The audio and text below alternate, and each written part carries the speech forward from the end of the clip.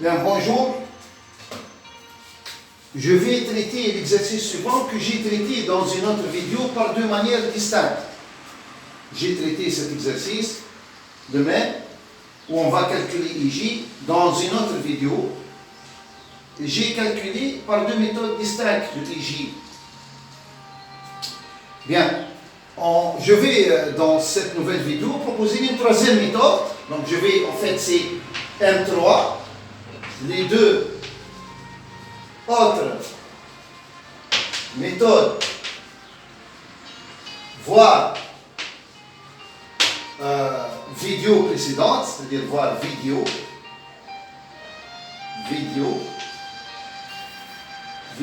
précédente, voir la vidéo précédente, que j'ai nommé cercle et carré. Cercle et carré.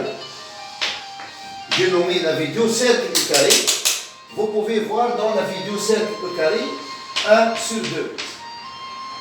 La vidéo numéro 1 sur deux vidéos. Cette vidéo, c'est la deuxième que je vais la traiter maintenant. Vous pouvez voir dans les deux autres méthodes dans cercle et carré 1 sur 2.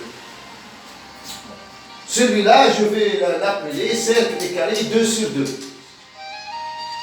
Bien. Alors, on va voir donc cette troisième méthode maintenant. Donc, j'ai traité 2 dans une autre vidéo, ça la troisième. Bien.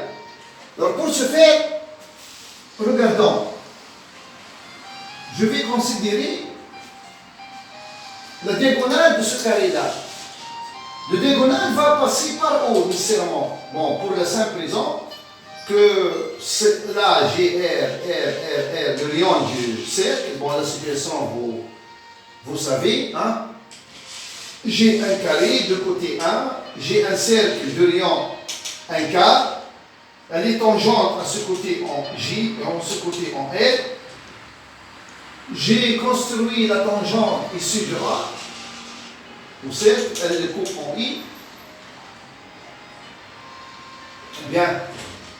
Bien sûr, comme on avait dit, comme ça c'est une tangente à partir de K, donc ça c'est X et ça c'est X, toujours, on sait, lorsqu'on a une situation comme ça, ces deux nécessairement sont isométriques.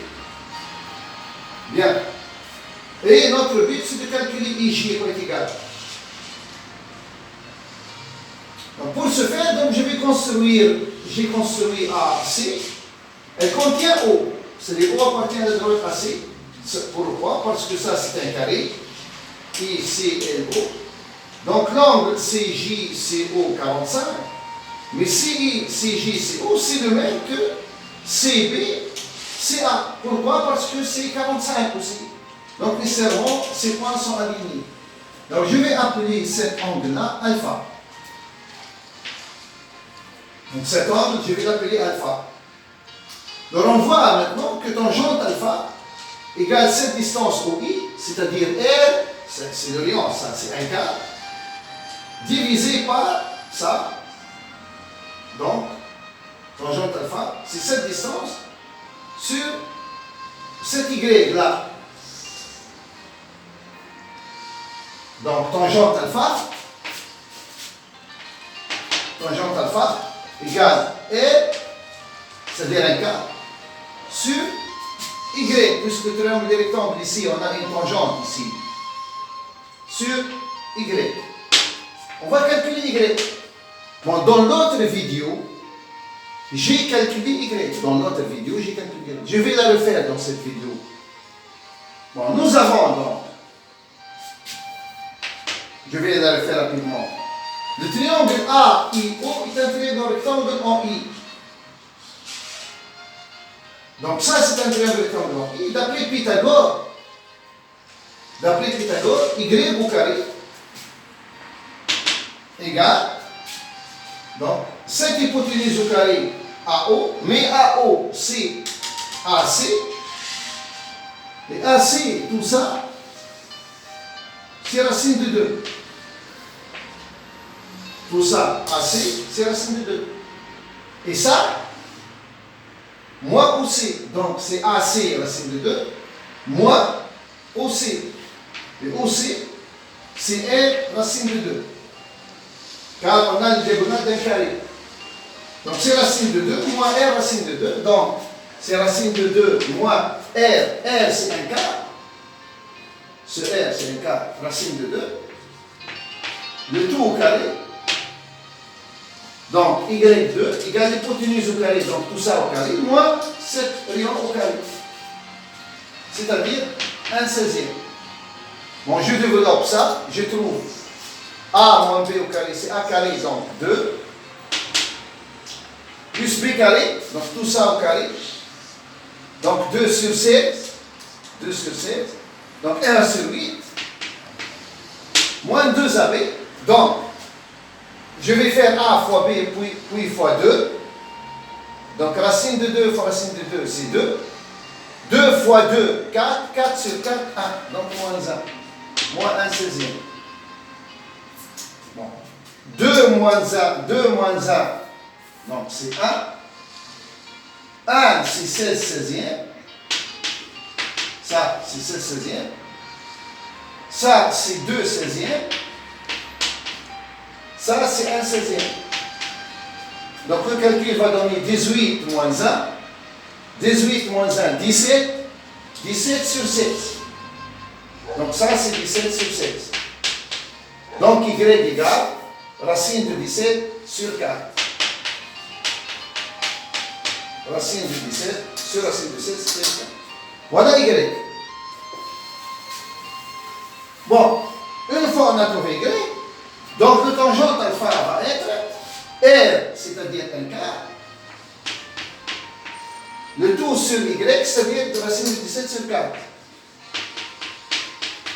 En simplification, ça reste 1 sur racine de 17 ou bien racine de 17 sur 17.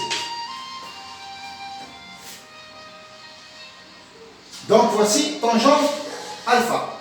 Alors tangente alpha égale racine de 17 sur 17. Voilà. Je vais écrire racine de 17 sur 17. Tangente alpha égale racine de 17 sur 17.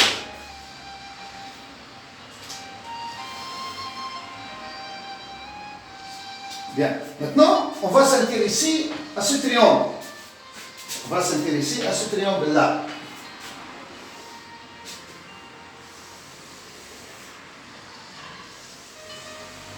Voilà, ce triangle-ci.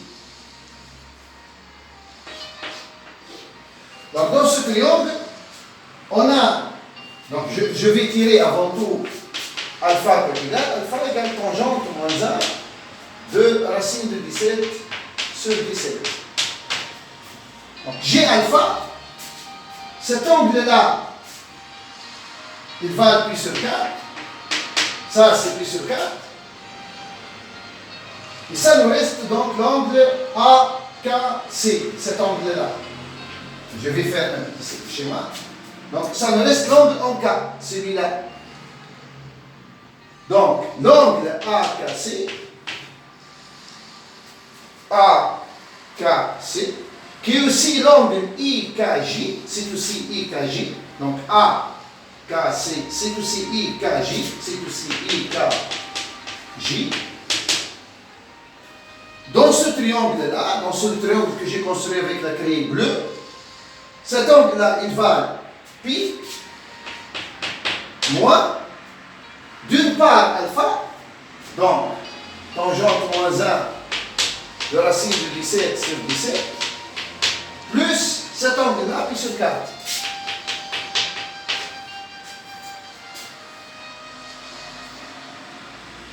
Bon, avant que je termine, pourquoi je suis en train de calculer l'angle en K? Car lorsque je trouve l'angle en K, voilà la situation, elle est comme ça. Elle est comme ça. À peu près, hein. Voilà. La situation, elle est comme ça. Ça, c'est K. Ça, c'est I. Ça, c'est J. Ça, c'est O. Lorsque je détermine l'angle en K, comme ce quadrilatère est inscriptible, comme on avait dit, toujours cette situation donne un quadrilatère inscriptible, c'est-à-dire qu'il est inscrit dans un cercle. Il y a un cercle comme ça. Bien. Donc celle-là, je termine K. Si ça, elle va le bêta, ça, c'est pi moins bêta. Les deux angles opposés dans un quadrilatère inscriptible sont complémentaires, c'est-à-dire leur somme, c'est pi. Donc si je trouve K, cet angle, deux choses. Pour que je trouve IJ, pour que je trouve IJ, et ça c'est X, et ça c'est... Ou bien j'utilise le Keshi, j'ai le X, je l'ai calculé, je calcule X, ou bien j'utilise X de l'autre vidéo que j'ai calculé déjà. Et donc, ça sera x2 plus x2 moins 2 fois cet angle K. L'angle. Donc, moins 2 fois cosinus l'angle. Et je trouve comme ça l'IG carré et j'ai de l'IG. Ou bien, je ne calcule pas x. À partir de K à casser, à partir de l'angle en K, j'étudie l'angle en haut. Et j'utilise le Keshi dans le triangle OIJ. IJ ici, ça sera R au carré, R en A, fois plus R au carré, moins 2 fois R fois cosinus θ, et θ, on va l'étudier à partir de K. Donc on a deux possibilités, ou bien on trouve l'angle en K, mais je dois calculer X, pour que j'utilise le Keshi dans I, KJ, mais je calcule l'angle en K, comme il est complémentaire avec l'angle en haut, donc ça sera pi moins ce que je vais trouver ici, je trouve θ, et le Keshi dans OIJ, J, R, θ, donc je peux calculer IJ au carré. Donc nous, on va calculer l'angle en K et du celle en haut pour ne pas refaire le calcul de X. Bien. Donc ça, c'est à casser. Or, le quadrilatère OI, KJ, OI, KJ inscriptible. Donc nécessairement, cet angle en haut que je rappelais θ, ce θ là, elle vaille pi moins l'angle en K, c'est-à-dire moins ça.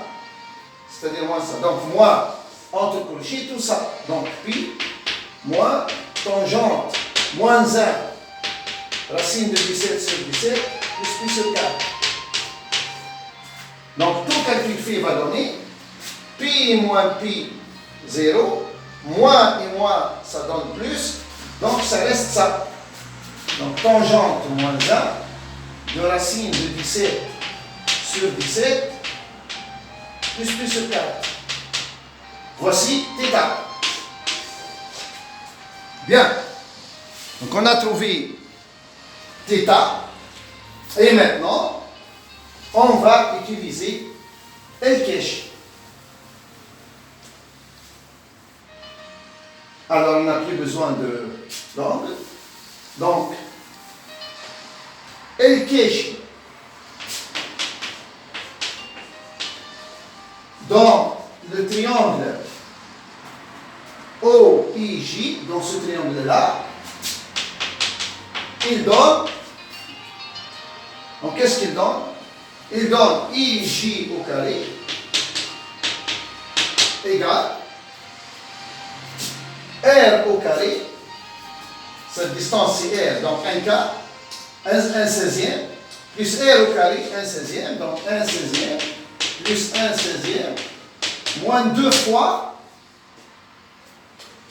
R fois R, donc 1 quart fois 1 quart, fois cosinus θ, l'angle de cet angle θ. Donc, ça donne 2 16e, c'est-à-dire 1 huitième. Ça, c'est aussi 1 16e fois 2, c'est 1 huitième, donc 1 huitième, et ça, c'est aussi 1 huitième. Donc, facteur de 1 moins cosinus θ. Et θ, le voici. Voilà, donc, c'est égal à 1 huitième, facteur de 1 moins cosinus, et le θ, donc, c'est...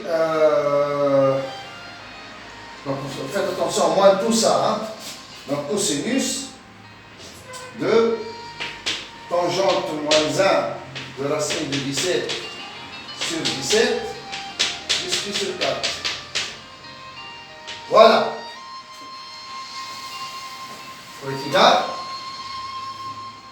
Et donc, ceci va donner donc IJ égale racine de tout ça, donc 1 sur 2 racine de 2, racine de la huitième, fois racine de ce nombre-là, c'est-à-dire 1 moins cosinus de tangente moins 1 de racine de 17 sur 17 plus pi sur 4. Voilà. Et on trouve comme ça IJ. Bien. J'espère que c'est clair. Et voici 3 méthodes. Une dans la vidéo numéro 1 que je vais l'appeler donc cercle et carré. Et dans cette vidéo-là. Merci pour votre attention, mais je vais terminer. Hein. Ne coupez pas la vidéo, je vais faire un autre exercice après.